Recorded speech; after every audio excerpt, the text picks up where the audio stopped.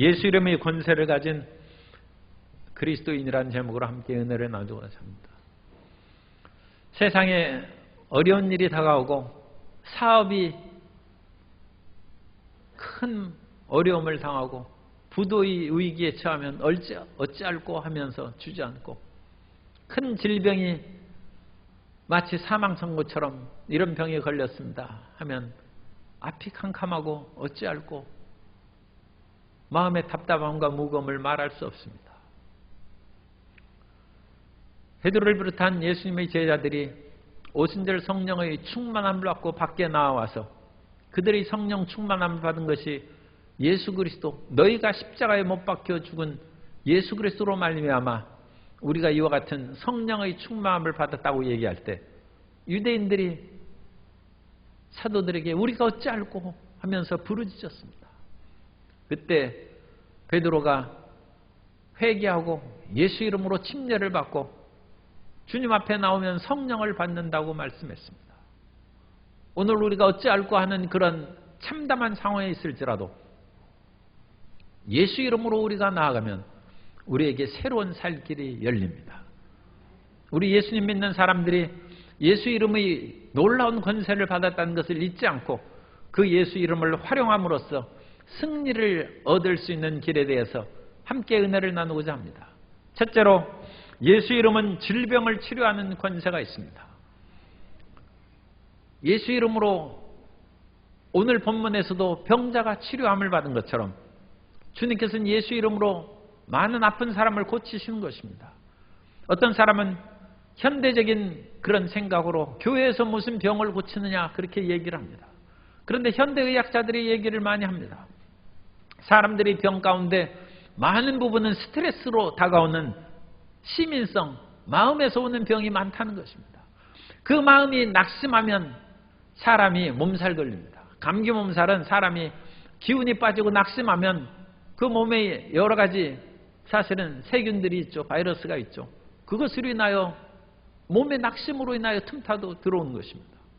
수많은 스트레스가 암을 일으키는 것입니다. 그러므로 우리가 교회에 와서 스트레스를 극복하고 마음의 용기와 희망을 가지면 질병도 떠나게 될 줄로 믿습니다. 그러므로 당연히 교회에서 삶의 무거운 짐을 내려놓고 마음의 용기와 희망을 줌으로써 병을 고치는 것입니다. 예수님께서는 이 지상에 계실 때 가는 곳마다 병을 고치라고 말씀하셨습니다. 우리가 예수님을 믿고 하나님의 나라가 확장되고 주님의 천국에 들어가는 것이 중요하죠. 그런데 예수님께서는 병을 고치는 것과 하나님의 나라를 확장시키는 것을 똑같이 말씀하십니다. 누가복음 9장 1절 이하에 보면 예수께서 12제자를 불러 모으사 모든 귀신을 제어하며 병을 고치는 능력과 권위를 주시고 하나님의 나라를 전파하며 앓는 자를 고치게 하려고 내보내시며, 주님께서 능력과 권위를 주셔서 하나님 나라를 전파하며 앓는 자를 고치게 하셨다고 대등하게 말씀을 증거해 주신 것입니다. 주님께서 70인 제자들을 보내길 때에도 누가복음 10장 8절 이하에 보면 어느 동네에 들어가든지 너희를 영접하거든 너희 앞에 차려놓은 것을 먹고 거기에 있는 병자들을 고치고 또 말하기를 하나님의 나라가 너희에게 가까이 왔다 하라. 그러므로 우리는 아픈 사람 있으면 교회에 와서 기도를 청하고, 교회는 야고보서 5장 14절에 있는 말씀처럼 너희 중에 병든 자가 있느냐 그는 교회의 장로들을 청할 것이요 그들은 주의 이름으로 기름을 바르며 그를 위하여 기도할지니라. 우리가 예수 이름으로 기도할 때 주님께서 치료해 주시는 것입니다. 지금은 예루살렘에 들어가면 황금의 문이라는 그런 이름으로 불리는 곳이 있는데, 그 황금의 문이 옛날에는 미문이라고 했습니다. 아름다운 문이라는 뜻입니다. 그런데 그 미문에 날 때부터 걷지 못한 사람이 구걸하고 있습니다. 그 아름다운 성전의 문에 날 때부터 걷지 못하는 괴로운 인생이 앉아있는 것은 묘한 대조를 보여주고 있습니다. 그러므로 이와 같은 상황은 하나님께서 변화시켜줘야죠. 어찌 건물만 아름답게 하겠습니까? 하나님의 성령이 거하시는 사람도 아름답게 변화되어야 될 줄로 믿습니다. 그래서 베드로와 요한이 그 성전의 미문에 들어가면서 그 사람을 보고 우리를 주목하여 보라고 얘기합니다. 그러자 그 사람 무엇인가 얻을 것이 있는가 싶어서 그들을 주목하여 보매 베드로가 아주 솔직하게 얘기합니다. 은과 금은 내게 없다. 그러나 내게 있는 이것을 너에게 준다. 그럼 베드로가 요한과 더불어 그 속에 있는 것이 무엇입니까? 곧 나사렛 예수 이름으로 일어나 걸으라는 것입니다. 예수 이름으로 그 사람에게 일어나 걸으라고 선포하고 그의 오른손 잡아 일으키니 발과 발목이 힘을 얻고, 그런데 그분이 믿음이 있었어요. 그래서 일어나서 그냥 기뻐가지고 뛰어 세상으로 나아가지 아니하고 성전으로 들어오면서 하나님을 찬양하고 노래했다는 것입니다. 그죠? 그분은 그냥 성전 문에 앉아서 구걸만 하는 사람이 아니었습니다. 그 속에 믿음이 있고 찬송이 있는 사람이었습니다. 그래서 주님께서 베드로와 요한을 통하여 예수 이름으로 그 사람을 날 때부터 괴로웠던 사람인데 깨끗이 고친 것입니다. 예수님께서는 우리의 육신의 병을 오늘날에도 치료해 주십니다.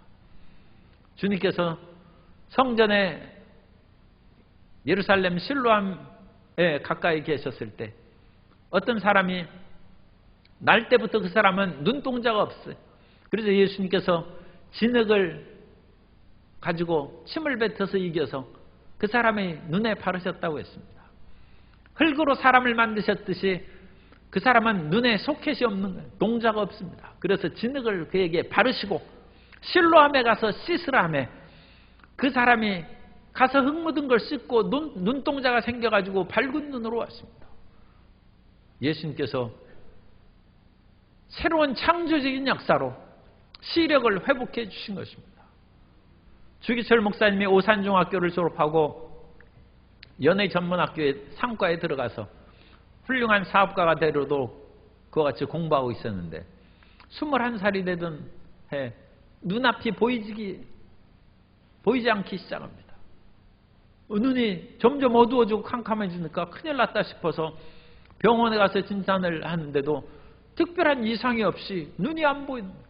할 수 없이 고향에 내려와서 몸을 치료하고 있는데 어느 날 그 고향에 김익두 목사님이 부흥회를 연다는 그런 소식이 들렸습니다. 그래서 주기철 목사님이 하나님께서 은혜를 베푸시도록 그 부흥회에 참석했습니다. 그리고 그 부흥회가 기도할 때 열심으로 기도하면서 하나님 내 눈을 치료하여 주옵소서. 기도할 때 마음속에 음성이 들려왔어요. 내가 그 좋은 눈을 갖고 무엇을 했느냐, 그런 음성이 마음에 들더랍니다. 그 말을 듣는 순간 하나님 이 밝은 눈으로 내 육신의 정욕, 내 인생을 위해서 모든 것을 보고 살아왔습니다. 주님 저를 치료해 주시면 이 눈을 가지고 주님의 나라를 위해서 보도록 하겠습니다. 그때 성령이 임하사 성령의 충만을 받고 통곡하고 회개하면서 기도할 때 주기철 목사님이 눈이 깨끗이 나았다는 거예요. 그런 눈이 밝아졌어요. 그래서 그분이 신학교를 가서 우리가 아는 것처럼 순교자 주기철 목사님이 되신 것입니다. 주님께서는 우리의 육신의 질병을 2000년 전에도 치료하시고 오늘날에도 이스라엘에서도 치료하시고 대한민국에서도 치료하시는 것입니다. 주님께서는 이와 같이 외적인 몸을 치료하실 뿐만 아니라 마음의 병도 치료하십니다. 내적 치유를 행하십니다. 우리가 내적 치유로 오늘날에도 우리의 마음이 예수 그리스도의 은혜로 말미암아 시원하게 되고 치료받는 것은 얼마든지 있습니다. 그런데 베드로가 마음의 상처가 컸습니다. 베드로는 용맹스러운 사람이어서 예수님께서 십자가를 지신다고 했을 때 나는 다른 제자들이 다 도망갈지라도 결코 떠나지 아니하고 주님을 섬기겠습니다. 호언장담을 하고 맹세를 했어요. 그런데 그 베드로가 예수님이 붙잡혀 가신 대제사장의 뜰에서 여종이 당신 예수님과 한패지하니까 나는 예수님을 모른다고 3번이나 부인했습니다. 우리가 베드로가 참 어찌하여 저렇게 잘못된 일을 행했을까 싶은 마음도 들지만 베드로 자신을 우리가 입장을 바꿔놓고 생각하면 베드로가 얼마나 낙심했겠습니까? 나 같은 사람이 이게 인간도 아니다. 어찌 예수님의 제자가 되어서 그런 부끄러운 일을 한단 말인가? 한 번도 아니고 3번씩이나 그런 일을 할 수 있단 말인가? 사람의 마음속에는 다 마음의 상처가 있습니다. 그러나 주님께서는 우리 마음의 상처를 치료해 주시는 하나님이십니다. 그래서 베드로에게 찾아오셔서, 베드로는 상당히 실망했어요. 이제 갈릴리에 가서 나는 고기를 잡으러 간다 하는 그 베드로를 해변가에 서서 얘들아 고기를 잡았느냐 그렇게 부르셨어요. 그리고 오른편에 그물을 던지라며 153마리의 물고기를 잡았어요. 사도 요한은 영적인 직감력이 뛰어난 분입니다. 아, 저분 예수님이시다. 베드로가 배를 타고 올 경황이 없어요. 물속에 뛰어들어서 예수님 앞에 나왔습니다. 그리고 예수님께서는 그 베드로에게 말씀하십니다. 내가 나를 사랑하느냐? 베드로가 예수님을 사랑했죠. 그런데 어쩌다가 그와 같이 마음에 큰 상처를 입는 실수를 한 것입니다. 주님께서는 3번 내가 나를 사랑하느냐 물으시고 그 마음의 상처를 치료해 주시고 내 양을 먹이라 내 양을 치라 함으로써 그의 사명을 주신 것입니다. 오늘날 예수님께서는 어떠한 마음의 상처가 있어도 주님께서는 그 마음의 상처를 치료해 주시고 새로운 삶의 용기와 희망으로 채워주실 줄 믿습니다. 그러므로 우리는 마음의 상처도 치료 안 받고 외적인 병도 고침을 받아야 됩니다. 이 성전 미문에 있는 병자가 치료함을 받아서 그날에 베드로가 수많은 사람이 몰려드는 앞에서 예수 이름으로 이 위대한 역사가 이루어졌다는 것을 증언하자 그때 남자만 5,000명이 믿었다고 했어요. 오병이의 기적을 남자만 5,000명이 먹고 배부르게 남았다고 했죠. 그러니까 이 부녀자까지 합치면 수만 명이라고 얘기하는데 그러므로 이 회개의 첫 회심이 일어났을 때 남자만 5,000명이 아니라 아마 부녀자까지 수만 명의 사람들이 예수님을 믿고 구원의 은혜를 입은 줄 믿습니다. 우리는 반드시 병을 치료함을 받고 마음의 치료함을 받아야 되는 것은 내가 치료함을 받고 고침을 받으면 온 가족이 은혜 가운데 들어가는 것입니다. 내가 고침을 받으면 우리의 직장과 아는 모든 사람들이 예수 그리스도를 믿고 새로운 역사가 이루어지게 될 줄로 믿습니다. 이제 가을이 깊어가면서 나뭇잎이 물들기 시작하고 낙엽이 떨어지기 시작하는데 어느새 그같이 낙엽이 들어가면서 온 산이 아마 단풍으로 붉게 물들 것입니다. 시인 조동아 시인이 이와 같이 시를 썼습니다. 나 하나 물들어 산이 달라지겠느냐고 말하지 말아라. 내가 물들고 너도 물들면 결국 온 산이 활활 타는 것이 아니겠느냐. 우리 한 사람이 또 다른 한 사람이 치료받고 예수 그리스도 앞에 나오면 모든 사람이 예수님 앞에 나와 하나님의 나라가 크게 확장되는 놀라운 역사가 이루어질 줄로 믿습니다. 두 번째로 예수 이름은 마귀를 물리치는 권세가 있습니다. 오늘날 귀신들이 어디 있느냐고 하는 사람들이 있고 서양에서 전등을 발견했을 때 재미난 얘기를 했어요. 옛날 귀신은 어둠컴컴한 호롱불 밑에 그야말로 기름 등잔 밑에서 귀신이 있었지 밝은 전등 밑에는 귀신이 다 나갔다는 그런 자유주의 얘기를 한 사람이 있습니다. 그러나 오늘날은 귀신이 더 세련된 목장으로 아주 사람들에게 광명의 천사로 변장해서 나타납니다. 귀신이 없어지지 않습니다. 귀신이 마지막 없어지는 것은 요한계시록 20장에 있는 것처럼 불못에 마귀가 귀신들이 던져짐으로 그때 귀신이 멸함을 받게 될 것입니다. 그때까지는 귀신이 끊임없이 사람들을 찾아와서 도둑질하고 죽이고 멸망시키는 것입니다. 그런데 예수 이름으로 이 귀신, 보이지 않는 귀신을 쫓아낼 수 있는 능력을 하나님께서 우리 크리스찬들에게 주셨습니다. 하나님께서는 바울이 고린도에서 두란노 서원에서 말씀을 가르칠 때 능력도 나타나게 하셨습니다.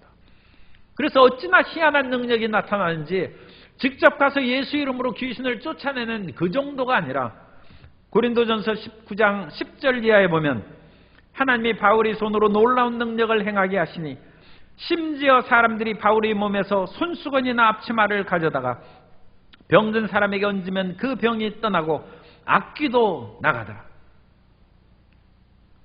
손수건이나 앞치마만 갖다 놓고 예수 이름으로 귀신아 나가라니까 귀신이 떠오고 병자가 고침을 받는 것입니다.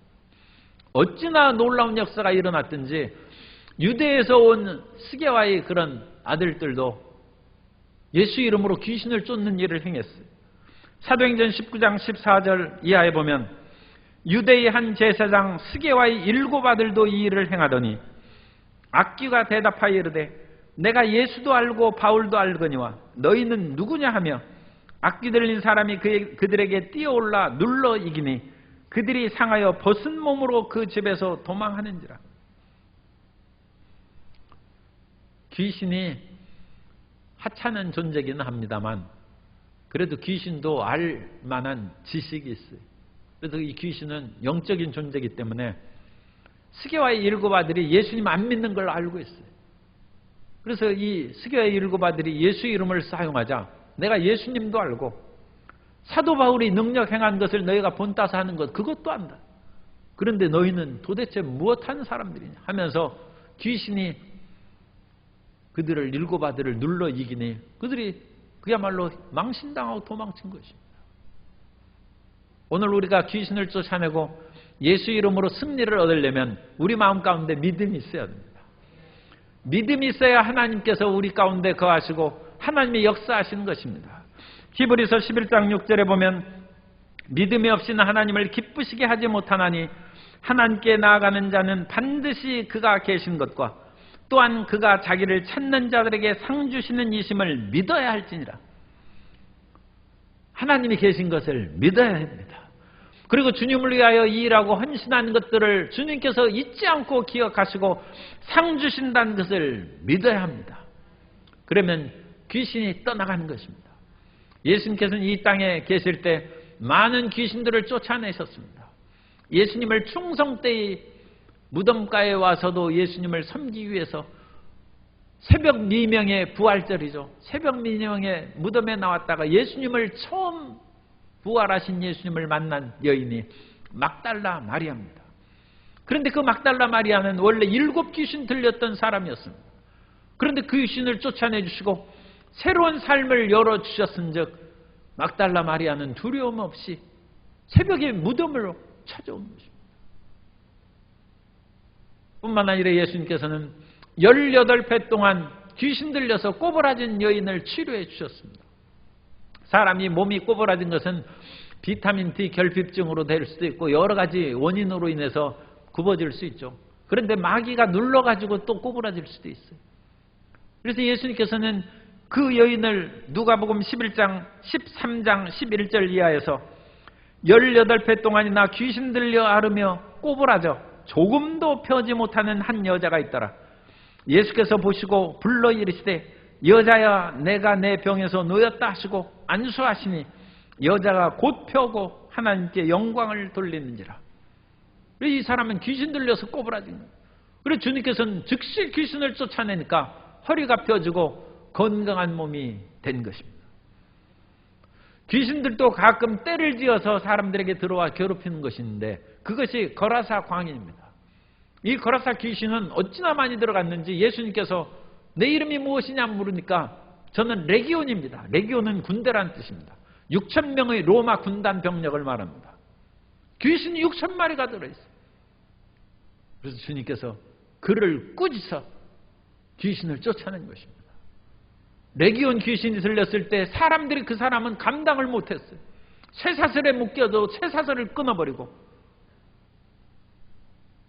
모든 사람을 그냥 다 이겨버리는 거예요. 왜냐하면 그 속에 귀신이 수없이 들어있기 때문에.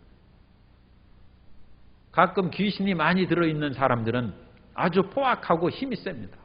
그런 사람들은 우리도 좀 숫자를 합해야 돼요. 그래서 믿는 사람들이 여러 명 모여서 함께 귀신을 쫓아낼 때 귀신이 묶임을 받고 힘을 상실하고 귀신이 떠나가게 될 줄로 믿습니다. 오늘날 우리가 예수 이름으로 귀신을 쫓아내는 것은 하나님의 자녀가 된 권세를 받았기 때문입니다. 요한복음 1장 12절에 보면 영접하는 자 곧 그 이름을 믿는 자들에게는 하나님의 자녀가 되는 권세를 주셨으니 따라서 하세요. 나는 하나님 자녀인 권세가 있습니다. 이 하나님 자녀의 권세로 귀신이 떨면서 쫓겨나가는 것입니다. 그런데 귀신이 그렇게 쉽게 나가지는 않습니다. 그냥 왔다 갔다 하는 귀신은 금방 나갑니다. 그런데 그 귀신이 그 사람 속에 들어와 앉아 있을 때는 쉽게 안 나갑니다. 왜냐하면 사람들 속에 귀신이 끊임없이 잘못된 생각을 주고 유혹할 수는 있는데, 귀신이 그 사람 속에 들어와 같이 살 때는 그 사람이 상당히 나빠지고 어떤 면으로는 타락했을 때 그 속에 들어가는 거죠. 그렇기 때문에 나올 때에도 사람에게 쉽게 귀신이 못 들어가는 것처럼 나올 때도 그 귀신이 발악을 하고 안 나오는 것입니다. 그러므로 끝까지 귀신을 쫓아내야 돼요. 조인교 목사님이 어느 날 30대 위궤양에 걸려서 밥 한 톨 먹지 못하고 미움도 먹으면 토하는 그런 자매를 이제 치료해달라고 와서 안수를 기도를 하는데, 안수를 딱 하자 그 사람이 눈이 획 돌아가면서 욕을 하고 달려들더랍니다. 그래서 주변의 가족들이 손과 발을 붙잡고 계속 기도를 했는데, 그 귀신이 그 여자 입을 통해서 얘기한 것이, 내가 이 여자 엄마도 내가 죽였다. 그 위암에 걸려서 죽었어요. 그런데 무덤에 와서 이 딸이 슬피 오는 것을 보고 내가 다시 이 속에 들어왔다는 것입니다. 그래서 그 속에 내가 들어와서 지금 살고 있는데, 내가 이제 살만한데 왜 나를 쫓아보내느냐 하면서 절대 안 나간다고 그와 같이 발악해서 조영기 목사님이 이 귀신아 나가라, 나사렛 예수 이름으로 떠나가라. 1시간 2시간 끊임없이 부르짖어 예수 이름으로 외치매 그 귀신이 결국 떠나가고 그 사람이 치료가 됐어요. 그리고 그 미움도 못 넘기는 사람이 밥 좀 달라고 그래가지고 밥을 주니까 밥을 한 공기나 먹고 갔다는 것입니다. 예수 이름으로 귀신은 떠나갑니다. 그러면 끝까지 우리는 예수 이름으로 귀신을 쫓고, 나에게는 하나님의 주신 하나님의 자녀의 권세가 있고 예수 이름의 능력이 있으니 나는 귀신보다 더 위에 있는 그 높은 위치에 있는 것이죠. 귀신의 상급자예요. 우리는 귀신을 쫓아낼 수 있는 능력의 사람인 줄로 믿습니다. 그러므로 귀신과 모든 질병에서 치료함을 받고 강건함을 얻어야 될 줄로 믿습니다. 세 번째로, 예수 이름은 구원하고 다스리는 권세가 있습니다. 병 고치고 귀신을 쫓을 뿐만 아니라 우리 삶에 다가오는 끊임없이 삶의 어려움과 낭패, 가난과 저주를 예수 이름으로 쫓아내고 우리는 승리할 수 있는 것입니다. 예수님은 이 땅에 오셔서 모든 사람들에게 풍요함을 주셨습니다. 예수님께서 부유하신 자로 돼 가난하게 된 것은 그의 가난하게 됨으로 말미암아 너희를 부유케 하려 하심이라고 말씀하셨습니다. 그러므로 예수님께서는 언제나 어디서나 영원토록 동일하게 우리 가운데 역사하여 주신 줄 믿습니다. 우리가 믿는 바 예수님은 2000년 전에만 삶의 문제를 해결해 주시고 귀신을 쫓아낸 그 예수님이 아니라 지금 이 시간 이 자리에서도 우리를 치료하시고 삶의 문제를 해결해 주십니다. 히브리서 13장 8절에 예수 그리스도는 어제나 오늘이나 영원토록 동일하시니라. 예수님은 항상 동일하게 우리 가운데 역사하시는 것입니다. 예수님께서 삶의 비탄에 빠진 사람들을 치료하시는 것처럼 예수님께서는 이스라엘 사람만 치료하는 것이 아니라 수로보니게, 그것은 이방 땅입니다. 수로보니게 지방으로 가는 게, 거기에서 수로보니게 그건 가나안 여자입니다. 사람이 와서 내 딸이 흉악한 귀신이 들렸으니까 치료해 주십시오. 그래서 예수님께서는 자녀의 떡을 취하여 개들에게 던짐에 합당하지 않는다 하셨음에도 불구하고 그 여인이 끝까지 매달립니다. 주여 올소이다만 개들도 주인의 상에서 떨어진 부스러기를 먹습니다. 내가 이 말을 하였으니 돌아가라. 귀신이 내 딸에게서 나갔느니라. 주님께서는 이스라엘 사람도 치료하시고 가나안 여자도 치료하시고 미국 사람도 치료하시고 한국 사람도 치료하십니다. 어디서나 주님께서는 역사하십니다. 뿐만 아니라 예수님께서는 이스라엘 사람들에게 은혜를 내려주셨습니다. 주님께서는 이스라엘을 잃어버린 양을 찾으러 오셨습니다. 그러나 주님께서는 그 제자 베드로를 통하여 이방인 고넬료를 구원하시고 성령의 충만함을 주셨고, 그리스 빌립보 지역에서는 사도 바울이 빌보에서 점치는 귀신 들린 여종을 치료하셔서 그 귀신을 쫓아내 주셨습니다. 그러므로 예수님께서는 인종에 상관없이 이스라엘 사람이나 서양 사람이나 동양 사람이나 흑인이나 한국 사람이나 모든 사람들을 치료하시고 구원하시는, 언제나 어디서나 누구나 치료하시는 예수님이심을 믿으시기 바랍니다. 그 예수님께서 오늘날 우리 가운데서도 여전히 구원의 역사를 베풀어 주시고 크신 사랑으로 우리 가운데 운행해 주십니다. 그 예수님의 운행하는 것을 보다 구체적으로 우리가 살펴보기 위해서 우리는 여호수아의 활동을 한번 생각해 볼 수 있습니다. 여호수아는 히브리어고 예수는 헬라어입니다. 그래서 여호수아의 헬라식 이름이 예수입니다. 그러므로 여호수아가 이스라엘 백성들에게 구원의 역사를 베풀어 준 그것은 예수님이 활동할 것을 예표한 것입니다. 미리 그것을 보여준 것입니다. 그러므로 여호수아의 활동을 통하여 예수님께서는 오늘날 우리에게 그와 같이 역사한다는 것을 우리가 깨달을 수 있는데, 여호수아가 무슨 일을 했습니까? 여호수아는 아말렉 군대를 쫓아내고 이스라엘 백성들에게 안정과 평안함을 주었습니다. 출애굽기 17장 11절 이하에 보면 모세가 손을 들면 이스라엘이 이기고 손을 내리면 아말렉이 이기더니 모세의 팔이 피곤함에 그들이 돌을 가져다가 모세의 아래에 놓아 그가 그 위에 앉게 하고 아론과 훌 한 사람은 이쪽에서 한 사람은 저쪽에서 모세의 손을 붙들어 올렸더니 그 손이 해가 지도록 내려오지 아니한지라. 여호수아가 칼날로 아말렉과 그 백성을 쳐서 무찌르니라. 여호수아가 이스라엘을 후미에서 공격한 파괴 세력을 쫓아내고 그들을 멸절시킨 것입니다.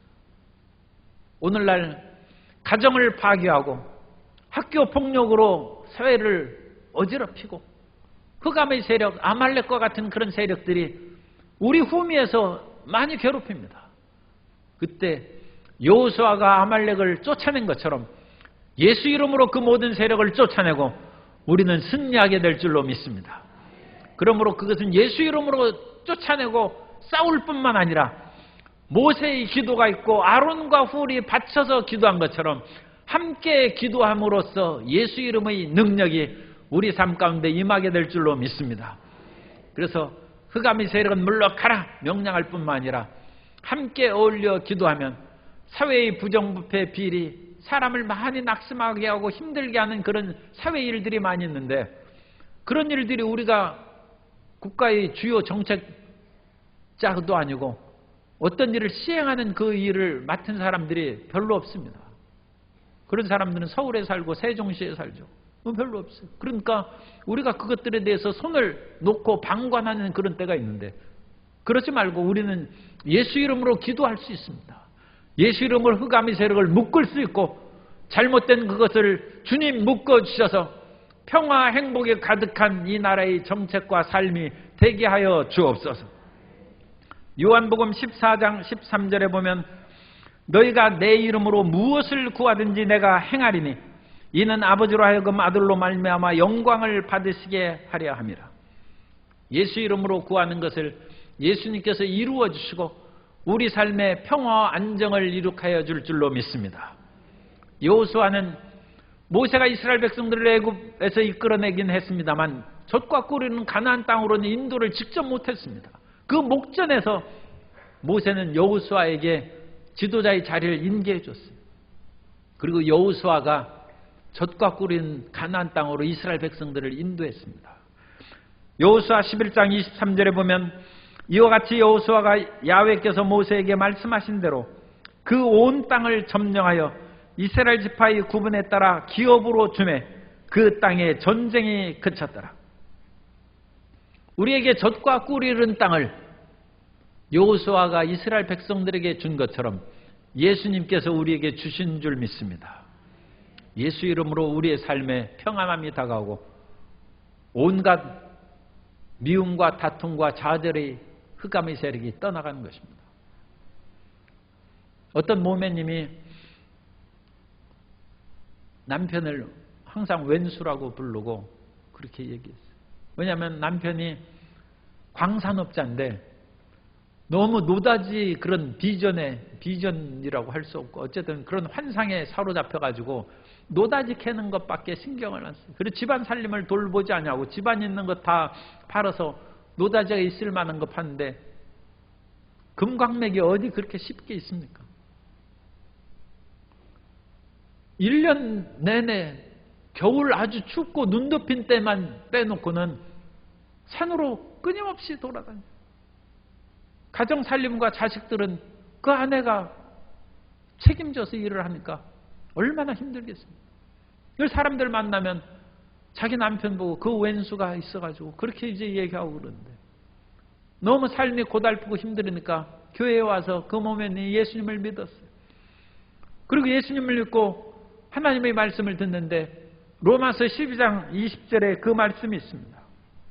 내 원수가 줄이거든 먹이고 목마르거든 마시게 하라. 그리함으로 내가 숯불을 그 머리에 쌓아놓으리라. 그런데 이 말씀을 들을 때 남편 얼굴이 이렇게 떠오르다. 그래가지고 이 모면님이 변했어요. 아, 원수를 쫓아내는 것이 아니라 줄이거든 먹이고 목마르거든 마시게 해야 되는구나. 그래서 남편이 오니까 이 태도가 달라졌어요. 남편이 옛날에는 뭐 찬밥인지 뭐 미지근한 밥인지 그런 식으로 내주고 그랬는데 밥을 정성껏 지어서 따끈한 밥에다가 그렇게 지어주고 목마르다면 물 빨리 갖다 주고 그러면서 그 모매님은 원수는 먹여야지 목마르거든 마시게 해야지 그래가지고 그 남편을 섬겼어요. 그런데 남편은 노다지 환상을 그걸 없애버리지 못하고 또 집을 나갔어요. 그런데 집에 나가가지고 산골짜기를 다니면서 김이 모락모락 나는 그 밥을 생각하니까 아내가 한없이 고마운 거예요. 그래서 그 아내에게 편지를 썼어요. 당신 정말 고마운 아내라고. 내가 한 일이 없는데 이와 같이 나를 계속 믿고 사니까 고맙다고. 그런데 몇 달 뒤에는 또 편지가 왔어요. 이번엔 그 편지 속에 돈이 들었어요. 좀 돈을 벌었으니까 생활비에 보탰어요. 이제까지 한 번도 그런 일이 없는데 돈을 보냈어요. 몇 달이 지나서 남편이 왔어요. 이제 당신하고 그냥 살고 싶다고 노다지고 뭐고 간에 당신이 노다지라고 그래서 집에 돌아왔답니다. 하나님의 말씀을 붙잡고 기도하면 새로운 역사가 이루어지고 저주와 불화와 미움의 세력이 떠나가게 될 줄로 믿습니다.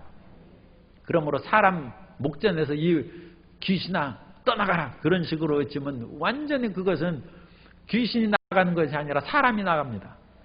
그러니까 그러지 말고 그것은 속으로만 귀신아 물러가라 기도하고 줄이거든 먹이고 목마르거든 마시게 함으로써 그 말씀을 붙잡고 사랑 가운데 기도하면 새로운 역사가 이루어져서 우리 삶의 구원과 다스리는 역사가 충만히 임하게 될 줄로 믿습니다. 예수 이름은 우리에게 위대한 역사를 베풀어 주십니다. 우리를 질병에서 치료하시고 예수 이름으로 귀신을 쫓아내시고 예수 이름으로 구원과 다스리는 권세를 주셔서 우리의 낭패된 삶이 다스려지고 우리의 삶에 미움이 떠나고 사랑과 평화가 충만한 새로운 삶으로 변화될 줄로 믿습니다. 그 예수 이름의 권세를 활용함으로 어찌할꼬 이 문제를 해결하고 승리하는 성도 여러분 되시기를 예수 이름으로 축원합니다.